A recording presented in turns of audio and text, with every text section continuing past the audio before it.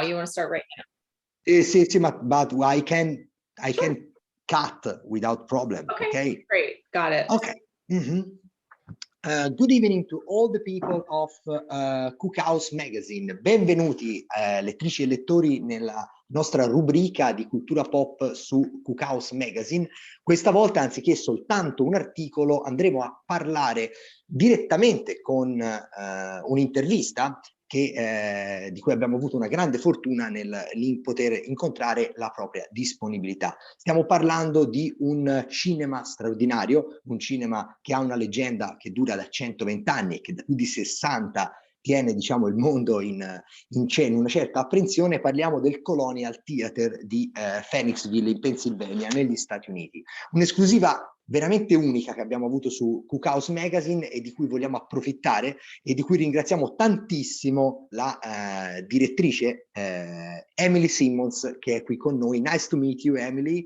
Thank you very much for your patience and your availability to talk with us of Kukaos Magazine.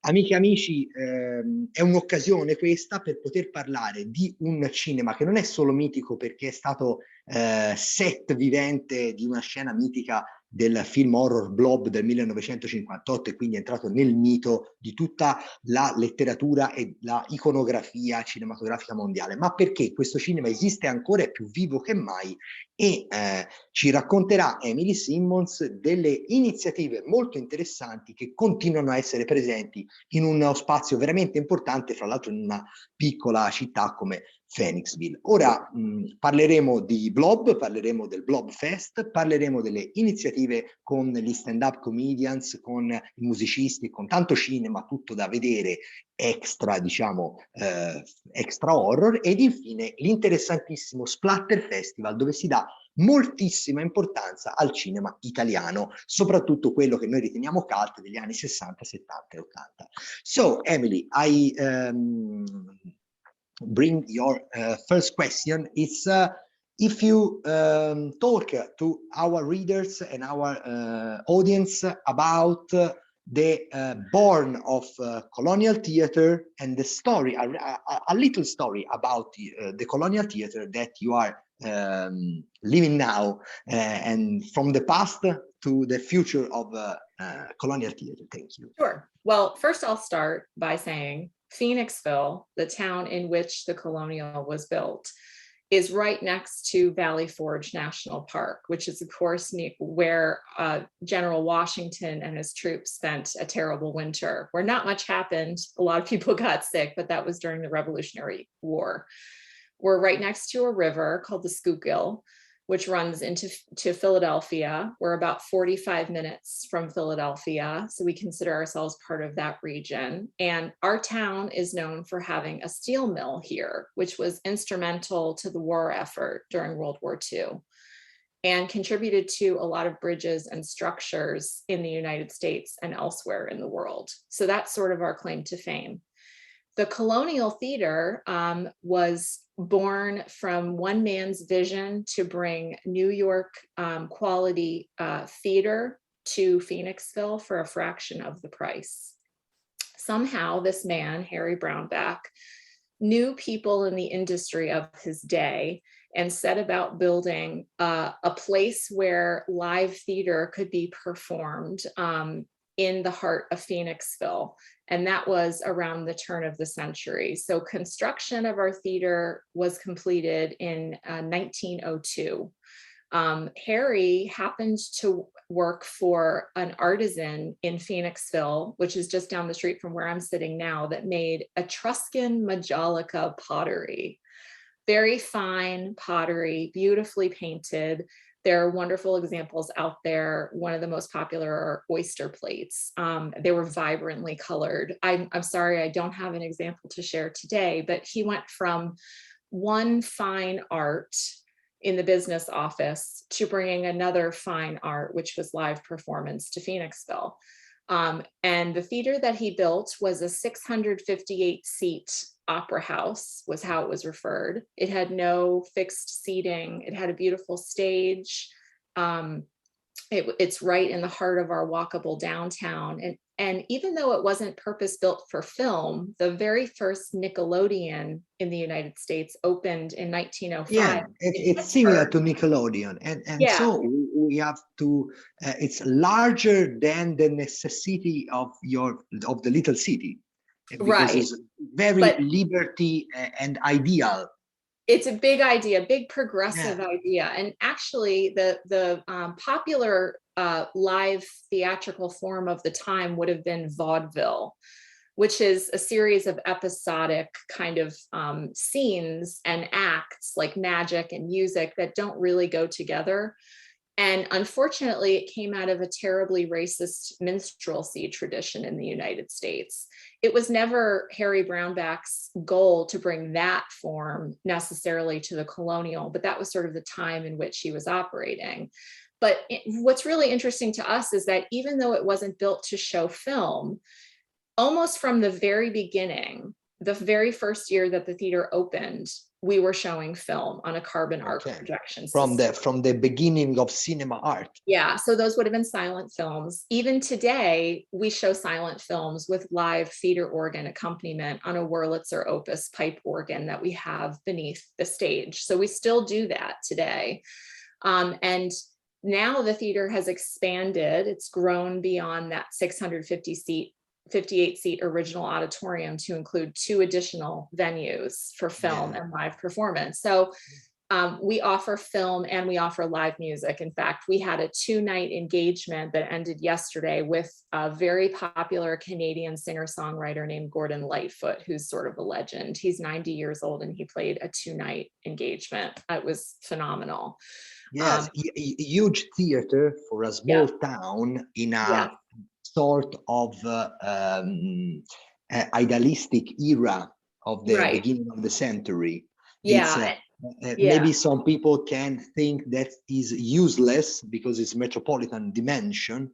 but the thing, the philosophy of the builder and the projector and the master of that cinema are larger than the mentality of the city.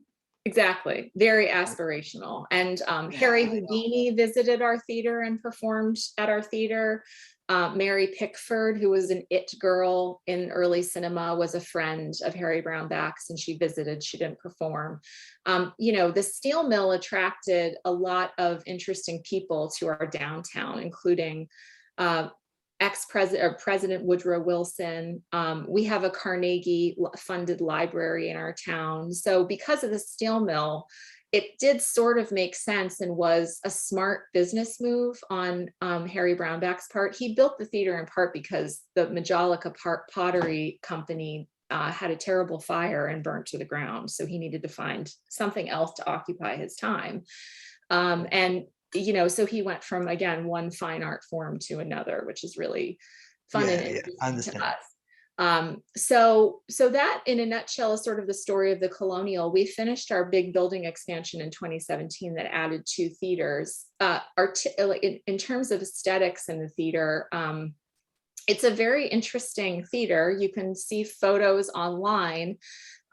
It consists of the original 1902 side, which has a facade that looks like the facade in the movie The Blob, 1928, which was filmed at the theater. So it's a 1903 theater with a approximate 1950s marquee and facade. And then next door, the building we bought for the expansion that I mentioned in 2017 is from 1924, and that was built as the Bank of Phoenixville. So it has Grecian columns. It's completely different. We didn't extend the marquee, and the interiors are also different. So very much reflective, though, of our spirit as a theater and our mission as a nonprofit. We believe that a healthy dose of the offbeat stirs the soul. So that lack of cohesion, I guess, is kind of also reflective of our very varied programming selection and audience at the Colonial Theater. Okay, I Very understand. interesting. It's a very interesting long story that reflects the spirit of the town and the city. It does. So I appreciate really the architecture evolution, while the evolution of the word can be, and help the colonial theater to don't lose his personality, but Right. remain himself with some architecture instructor evolution.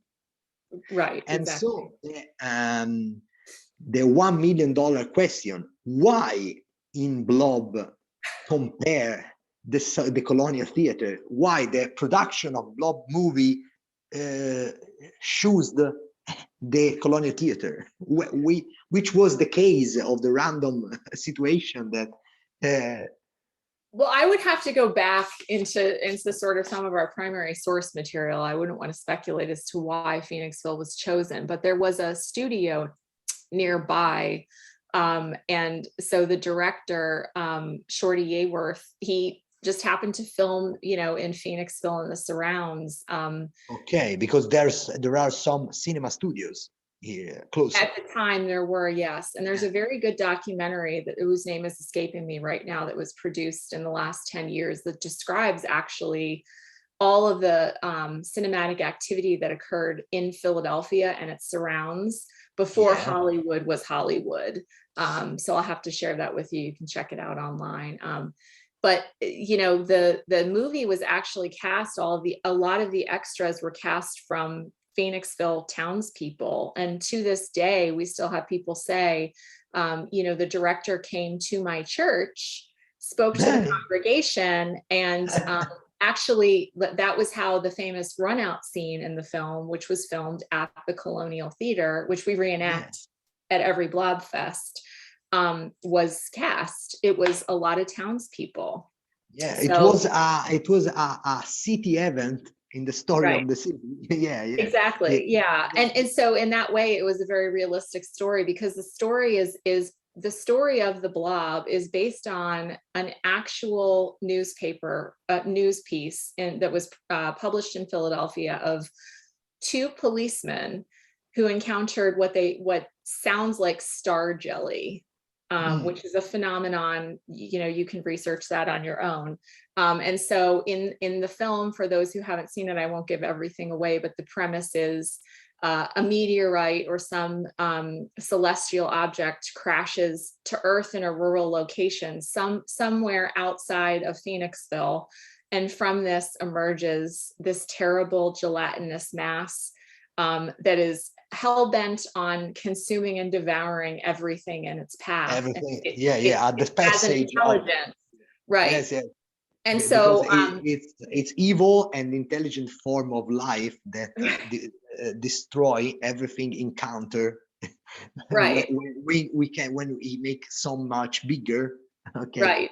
And so this town is just beset by this creature. People keep having glimpses of it, and the story culminates in this big scene at the Colonial Theater. And that is why we celebrate the Blob. It's our place in cinematic history, which is a really lovely, rare, and unique thing to have. A lot of theaters don't have that. And in point of fact, the Blob is not the only movie that was shot in the Colonial Theater. From the Terrace, which is a Paul Newman film, was there was a scene shot in the bank building next door. Now, this is long before we owned the bank building, but and there have been other very popular films. I'm sure a lot of people watching are familiar with M. Night Shyamalan. He's filmed most of his films either in Philadelphia or Chester County, which is where Phoenixville is located, including right down the road at a diner that is on the edge of Phoenixville. I understand that. Yeah. And this is so much not typical, but we can say that the image of a half century of horror, it's a part of inspiration about the Colonial Theater, the street with the dinner. So we have some fascinating places, classic and charming for horror movies, that it makes perfect. Absolutely. Yeah. It's in Italian we can make a canone. Canone, it's the cliche to represent some evocation, some your imagination, and this is perfect when you call about the classical 50 golden era of American way, about some highways and streets and dinners, and also the colonial theater. That it's an imagine of the people everywhere in the world remains linked to the horror movies. Yeah, it's the classic American town, quiet, sleepy, unsuspecting, and so thrilling, encounters the numinous or the strange and has to grapple with that. And what is really interesting about The Blob, having been made in 1958 and like seen in the context of other sci-fi films of the time, there's a lot of different ways you can look at it. The Blob is a monster, you can look at it as a monster film. It's not really it uses science fiction as a vehicle to tell a story that's sort of like the antithesis of all the bad teen movies of the day, the teens gone bad, right? Because the teens in The Blob save the day. They're trying to tell everyone the entire time something is amiss. Help. It's a new thing in the 50s to find some teenagers main characters. Right. And it was, it's not so much common. There are not a great doctor or great professor or great special agent, but all the teenagers of the town. Yeah, they're the ones rallying to save. And so it's interesting because, a lot of the other science fiction films of the day, they're grappling with Cold War era themes through symbology and things like that. And that's not really what's happening necessarily in The Blob. So it works in a lot of different ways, and we have a lot of fun kind of programming around the themes in The Blob each year. I think it takes on a bit of a different dimension in the era of COVID. The Blob does, which is one of the reasons why our 2022 theme for Blob Fest, which by the way, our in-person festival is returning after a 2-year at-home hiatus. We hosted it virtually for the past 2 years. It's returning July 8th through the 10th. And we do have people travel from all over the country and the world for this festival, which features a lot of sci-fi double features. And so we had a lot of fun programming this year. And the theme for this year is The Uninvited. So that's kind of that connects everything. And we think it's very timely with COVID and everything. So I can actually reveal so much claustrophobic selection. Yeah. So we show The Blob several times that weekend, and we've got one of our doubles is The Blob and the War of the Worlds. Then we have When Worlds Collide, Planets Destroy Earth, and The Man from Planet X. We also have programmed some other really super classic sci-fi films because there's only so much we can fit into Blobfest weekend for later in July. Which you can see if you visit our website. And those include Them, which is a perennial favorite, The Mummy, the 1932 Boris Karloff version, of course. Okay, the very, very classic movies. Yeah, King Kong, which is 1933, and a more recent film starring John Goodman called Matinee, which is very meta. Kind of like The Blob because it centers on a theater. And which year is that one? The last one that you named? Matinee, give me just 1 second. That's a Joe Dante film, and it was 93. Joe Dante, okay. It's two generations. Joe Dante, okay, and 80s movies, so much ironic, so much trashy, so much funny, and the classic nightmare theatrical and of the golden age, like Boris Karloff, Bela Lugosi style of Todd Browning and Paul Mooney, the dark cinema of the great Hollywood, very, very different about the Atlantic vision of your position, no? Very different, it's very Californian, the Boris Karloff way. of cinema respect the Joe Dante, the Broadway school, with so much artists of visual effects, etc. Right. And it's very interesting that situation that you have mixed of your calendar inside the festival. So you have talked about the Blob Fest that I will ask you about, and so we can go strictly to the third question for Kukaos magazine, and the question is that I discovered on your website that you make at Colonial Theatre the Splatterfest, also the Blobfest. The Splatterfest talk about international horror movies of the vintage era and independent and underground films. So you make so much importance about the cinema horror of Italian masters of horror, and we really appreciate that, because we know that in America you appreciate more than us the Italian horror cinema, because for American people are great cinema. For Italian people, it's still rest a trash or B-series movie that will be rediscovered only in few past years. It's the truth.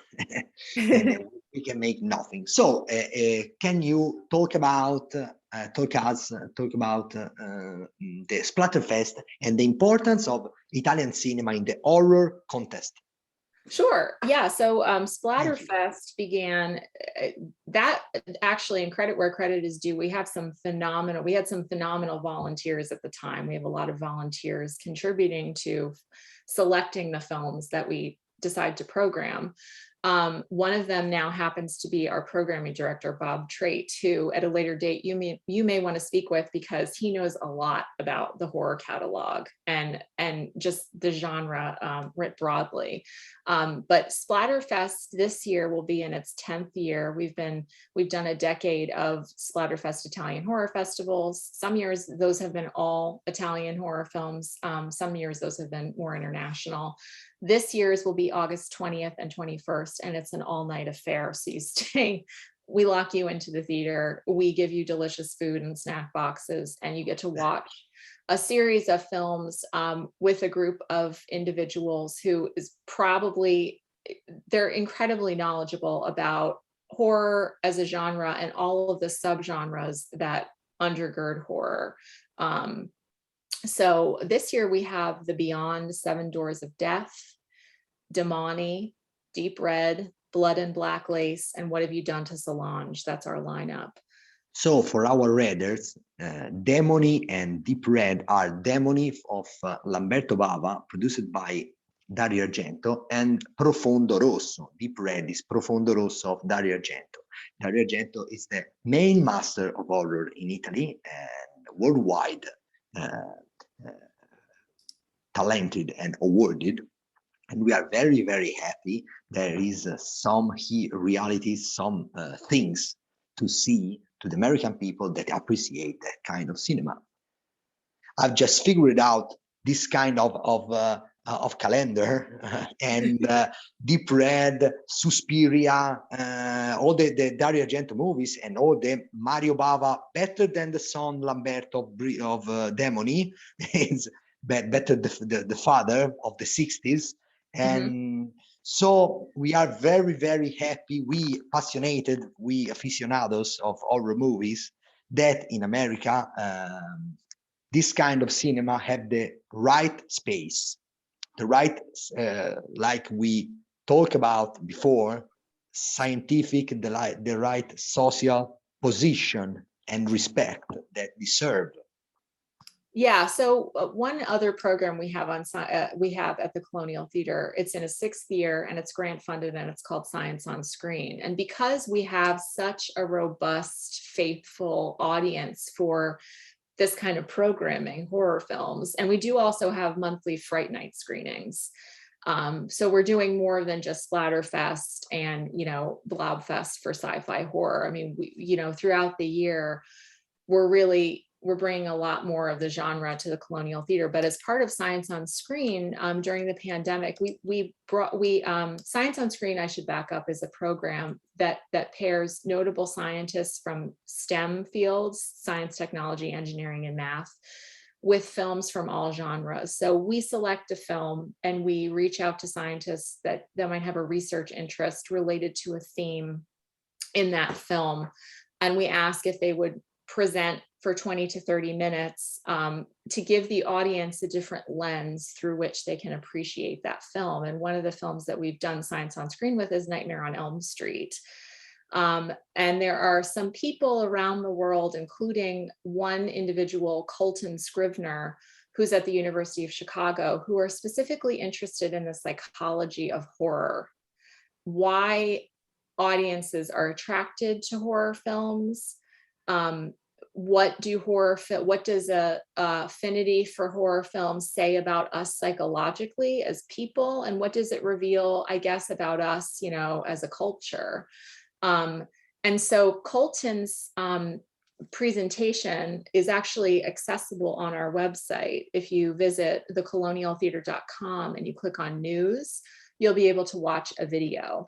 But his research is very interesting. He also has his own wonderful website where he publishes blog posts. You can sign up to receive his emails. And one of the things he studied recently with a couple other research pals was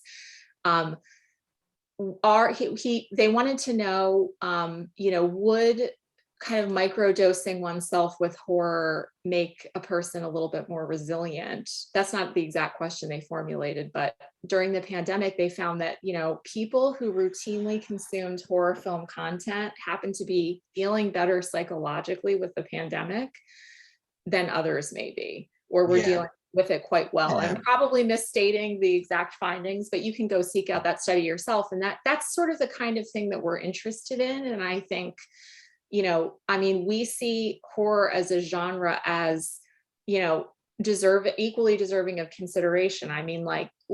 Science fiction is always commenting on our fears as a society, a specific, historical political context that it's created in. And horror does very much the same thing, but it's also, I think, satisfying because it presents us with a lot of symbology that we're sort of now dimly aware of in the 21st century, but that has really undergirded like all cultures throughout humanity.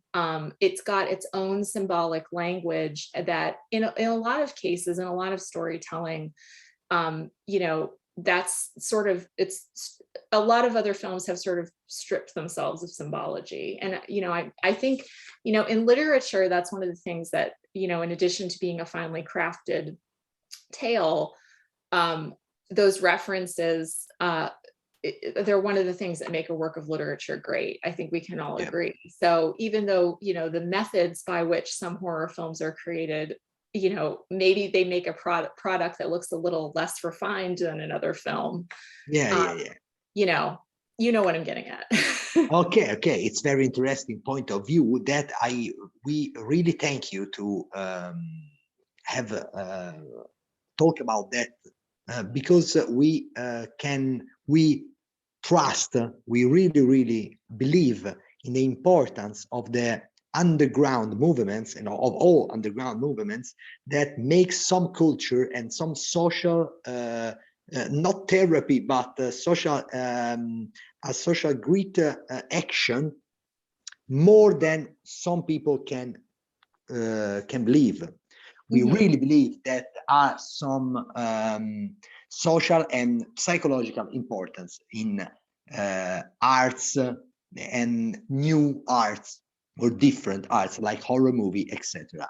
So we really appreciate that you make some space to sci-fi and horror with your festival. And in Italian, I can say to my audience, Kukaos Magazine vi propone di andare assolutamente sul sito web consigliato dalla direttrice Emily Simmons, www.colonialtheater.com, dove troverete tra le news video molto interessanti di ricercatori e scienziati che spiegano con grande attenzione, con grande profusione di prove, l'importanza a livello sociale e a livello psicologico del cinema horror.